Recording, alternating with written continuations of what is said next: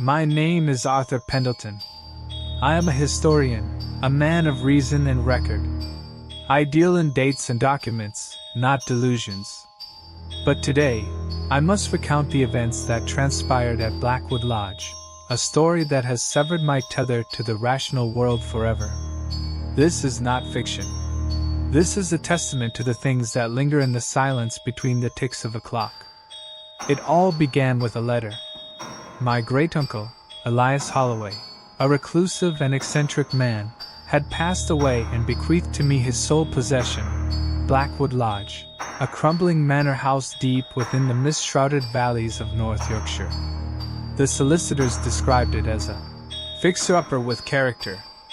That was a grotesque understatement.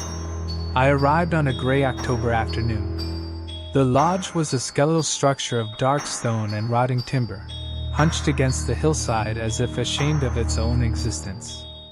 The air was perpetually damp, and the only sound was the mournful cry of a lone crow circling the single, crooked chimney. The key, an iron thing heavy with rust, grated in the lock like a bone breaking. The interior was a tomb of shadows and dust. It smelled of decay, of old books, and of something else, something sweetly metallic, like forgotten copper coins. My footsteps echoed through the cavernous halls, the only sign of life in a place that felt profoundly dead. Yet, from the moment I crossed the threshold, I had the unmistakable sensation of being assessed. My first night was uneventful, save for the oppressive silence. It wasn't a peaceful quiet. It was a dense, listening silence. On the second night, the sounds began. It started with a faint, rhythmic scratching. It seemed to come from inside the walls, a persistent, grating sound like a pet demanding to be let in. I told myself it was the branches of an old wisteria vine tapping against the stone. But there were no vines on that side of the house. Then came the whispers. They were not loud, nor were they clear enough to decipher. They were mere sibilant breaths that seemed to emanate from the very plaster, a chorus of faint, desperate voices just on the edge of hearing. I would spin around, certain someone was standing behind me, only to find empty air. Sleep became a forgotten luxury. I was constantly tired, my nerves frayed to breaking point, jumping at every creak and groan of the old house. The real horror, however, was the whistling. It began a week into my stay. It was always the same tune, a few off-key, jarring notes of a melody I could never quite place. It was thin, reedy, and utterly wrong. It didn't sound like it was made by human lips. It seemed to originate from nowhere and everywhere at once, from the fireplace flue, from the keyholes, from the spaces between the floorboards. It was a sound that bypassed the ears and drilled directly into the primitive core of the brain, stirring a deep, instinctual dread. I became obsessed. Reason, my lifelong anchor, was failing me. I stopped eating. I spent my days wandering the house, trying to locate the source of the whistling, while the whispers grew more insistent, almost congratulatory. In a desperate attempt to reclaim my sanity, I decided to investigate the house's history. In the town's tiny archival library, buried in census records and local ledgers, I found my great-uncle Elias's name. And next to it, the previous owner. And the one before that. And the one before that. A pattern emerged, clear and chilling. For over a century, Blackwood Lodge had been owned by a single, solitary man. A historian. An archivist, a collector, a man without family, without close friends. And each one had died within it. The causes were vague. Found deceased, a sudden illness, a tragic fall. The town librarian, an elderly woman with kind eyes, said, "It's a lonely house, that one. It doesn't like to be left empty for long. It always finds a new tenant." The word echoed in my mind. Tenant, not owner. I returned to the lodge that evening, the truth cold in my stomach. The house was not empty. It had tenants. permanent ones. And they viewed me not as an owner, but as a temporary caretaker, a source of energy to be slowly drained until I joined the chorus in the walls.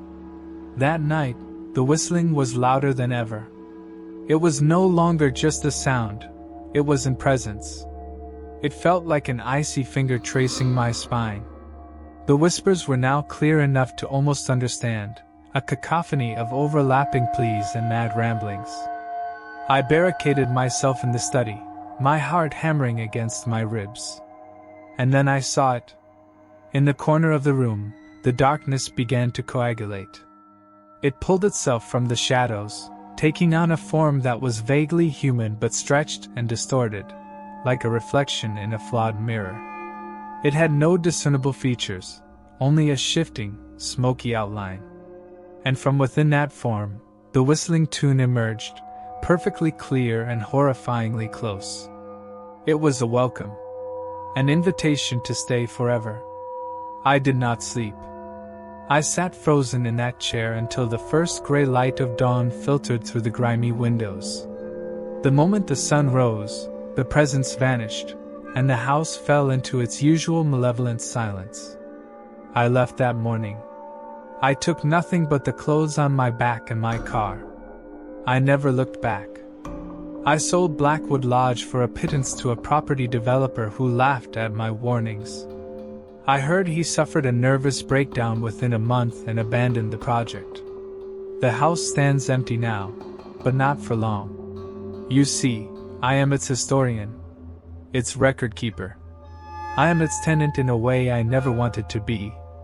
The deed may belong to someone else, but my name is now etched into its history, another line in that dreadful ledger. And sometimes, very late at night, if the wind is just right and the world is perfectly still, I hear it. Faint, from the drain pipe outside my flat or from the vent in my bathroom. Just a few, off-key, jarring notes of a tune I can never quite place. It's not following me. It's reminding me. The tenancy agreement at Blackwood Lodge is eternal. And it's only a matter of time before the next lonely, rational man receives a letter from a long-lost relative, inviting him to become the newest tenant. The house always finds a way. It always gets a new tenant.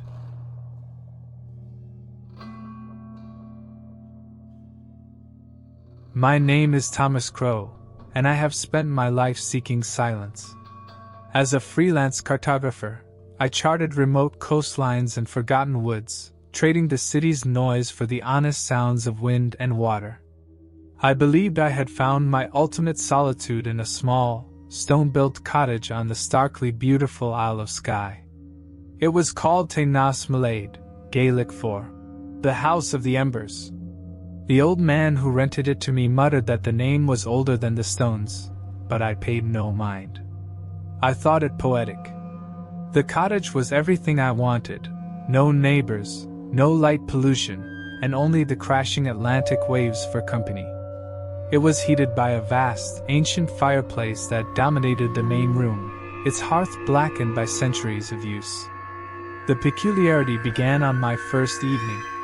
As I lit a fire to fight the pervasive Scottish chill, I noticed something odd. The smoke from the peat bricks didn't just rise, it coiled.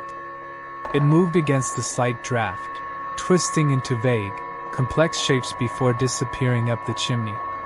I dismissed it as a trick of the air currents. But it happened every single time. After a week, the shapes in the smoke became more defined. I would catch glimpses of fleeting faces, their mouths open in silent screams, or the contorted form of an animal, writhing before vanishing. The room, which I had sought for its silence, began to feel oppressively watched. The only sound was the crackle of the fire and the occasional, unsettling sigh from the chimney, as if the house itself were breathing. Then, the silhouette appeared. It was a tall, thin shape, woven from the darkest strands of the smoke. It would form in the corner of the hearth, a humanoid figure but impossibly slender, with limbs that tapered into wisps. It had no face, only a smooth, blank expanse where features should be. It never left the confines of the fireplace, but it would stand there, observing me. I could feel its gaze, a cold pressure against my skin, entirely separate from the heat of the flames. I stopped lighting the fire. For 2 nights, I shivered under blankets, the Scottish cold seeping into my bones. But the silence I gained was worse. It was a hungry silence. On the 3rd night, I awoke to a sound from the main room. A soft, scraping noise. I crept to my door and peered through the crack. The silhouette was out. It was hunched over the cold, ash-filled hearth, its long, smoky fingers scraping at the peat bricks, as if trying to spark a flame itself. It was corporeal now, a thing of solid shadow, and the scraping of its fingers on the stone was a dry, dead sound that made my teeth ache. I gasped and slammed the door shut, throwing the bolt. I spent the rest of the night huddled against it, listening to the slow, shuffling footsteps of the thing as it paced the other side. At the first hint of dawn, the sound ceased. I was a prisoner in my own home. The days were bearable, though the cottage felt cold and dead. But as twilight fell, the dread would return. The entity wanted the fire. It needed it to manifest, to draw its form from the embers and smoke. Driven by a desperate need to understand, I ventured into the nearest village and found the old renter in a pub. I didn't tell him what I'd seen. I merely asked about the cottage's history, about the name.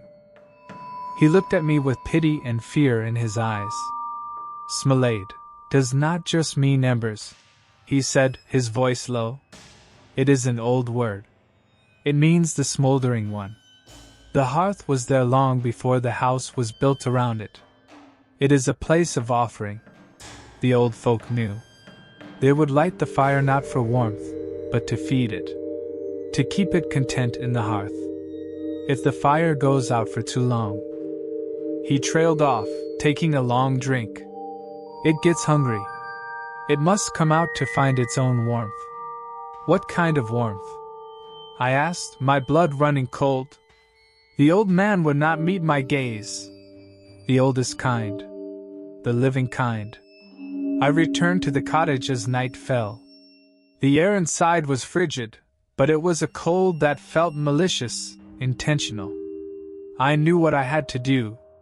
It was not an act of courage but of survival, a desperate gambit to placate a predator. With trembling hands I built a fire in the great hearth and lit it. The flames caught, and the smoke began to coil immediately, more violently than ever before. And then, from the very heart of the fire, the silhouette rose. It was taller now, its form denser, its blank face turned towards me. It did not retreat to the corner. It stood fully in the flames, which did not seem to burn it but to nourish it. I felt a pull, not physical, but deep inside my chest. A draining sensation, as if the very vitality, the warmth of my life, were being siphoned towards the fireplace. I grew dizzy, weak, and cold despite the roaring fire. I had fed it, and it had tasted me. I fled the next morning, leaving everything behind. I now live in a modern city, in a flat with electric heating. There is no fireplace. But I am never warm. No matter how many layers I wear, or how high I turn the radiator, a deep, cold chill remains within me. I feel perpetually drained. And sometimes, when I am near a bonfire or even just a candle, I see the smoke twitch. I see it coil for a second in a familiar, slender shape. It is waiting. It knows it fed on me once, and a connection was made. It knows that one day, when I am at my weakest, I will yearn for true warmth. And it will be there, in the embers, waiting to finish its meal. A tenant doesn't just leave his home. Sometimes, a part of him stays behind, feeding the silence.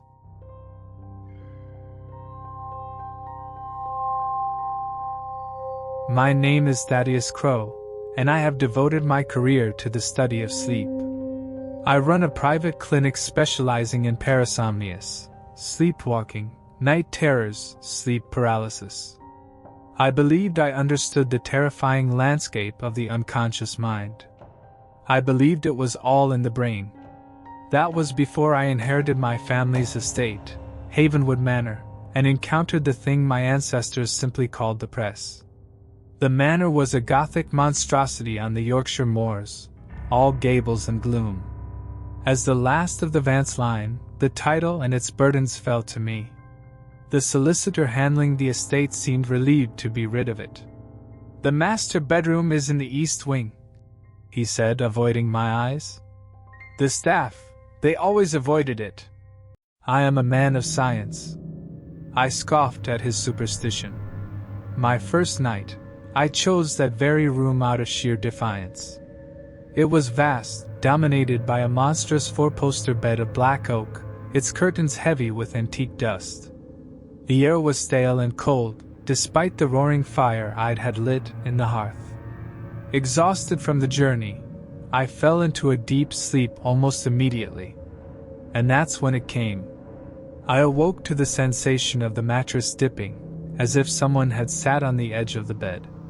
The room was pitch black, the fire dead. I tried to move, but my limbs were leaden. Sleep paralysis. A textbook case. I felt a wave of professional curiosity even through the panic. I knew the drill, a hallucination of a presence, a feeling of dread then release. But this was different. The thing on the bed began to move. I heard the slow, heavy creak of the old ropes supporting the mattress as it crawled towards me. I could feel its weight shifting, a profound, crushing pressure that was utterly, terrifyingly real. I strained to turn my head, to scream, but I was utterly paralyzed, a prisoner in my own body. It reached me. I felt a coldness seep through the blankets, followed by an impossible weight settling directly onto my chest. It was the pressure of a tombstone, crushing the air from my lungs. My ribs groaned in protest. I could not draw a full breath. This was no hallucination. This was physical, visceral assault. And then I heard it breathe. A wet, rattling inhalation, right next to my ear. It smelled of open earth and rotten flowers. Just as my vision began to tunnel into blackness, the weight vanished. The room was silent. I gasped, bolting upright, drenched in a cold sweat. The room was empty. It was a nightmare, I told myself. A severe, hyperrealistic episode of sleep paralysis triggered by stress and a new environment. But the next night, it happened again. And the night after. Each time, the weight was heavier, the presence more malevolent. The breathing became a low, guttural whisper, though I could never make out the words, only the hateful, ancient intent behind them. My scientific detachment shattered. I became a haunted man, afraid of the dark, afraid to sleep. I set up a camera in the room, a pathetic attempt to prove to myself it was all in my head. The next morning, I reviewed the footage with trembling hands. The video showed me sleeping fitfully. Then, at 3:17 a.m., the blankets on my chest compressed. Deeply. As if an invisible, heavy sphere were placed upon me. The depression was precise, real, and measurable. A moment later, the indentation of a single, large hand appeared on the blanket next to my shoulder, fingers splayed, pressing down as it levered its unseen weight onto me. The audio picked up the struggle in my breath, and beneath it, that same wet, rattling sound. It was real. I fled the room, choosing to sleep in a cold, barren servants' quarters. For 2 nights, nothing happened. I began to hope I had escaped it. On the 3rd night, I awoke in the tiny room. I couldn't move. The air was frigid. And from the corner of the pitch-black room, I heard the familiar, agonizing creak of floorboards under a weight that was now following me. It is with me still. Not just in Havenwood, but everywhere I sleep. I have moved cities, changed beds, tried every pharmaceutical and therapeutic intervention known to my profession. Nothing works. The press has simply relocated. It is no longer tied to a place, but to a bloodline. My bloodline. I know now what it wants. It does not seek to frighten me. It is feeding. Each visit, the weight is a little heavier, my breath a little shorter, and I feel a little less of myself return when the dawn breaks it. It is a parasite of spirit, a succubus of vitality, growing stronger as I fade. I am a doctor who cannot cure his own affliction. I spend my days in exhaustion and my nights in terrified paralysis, waiting for the dip in the mattress, the creak of the floor, the crushing weight upon my chest. It is patiently, slowly, pressing the life out of me. And one night, I am certain the dawn will come, and I will not be able to get up. The weight will remain, and the press will have found a permanent home.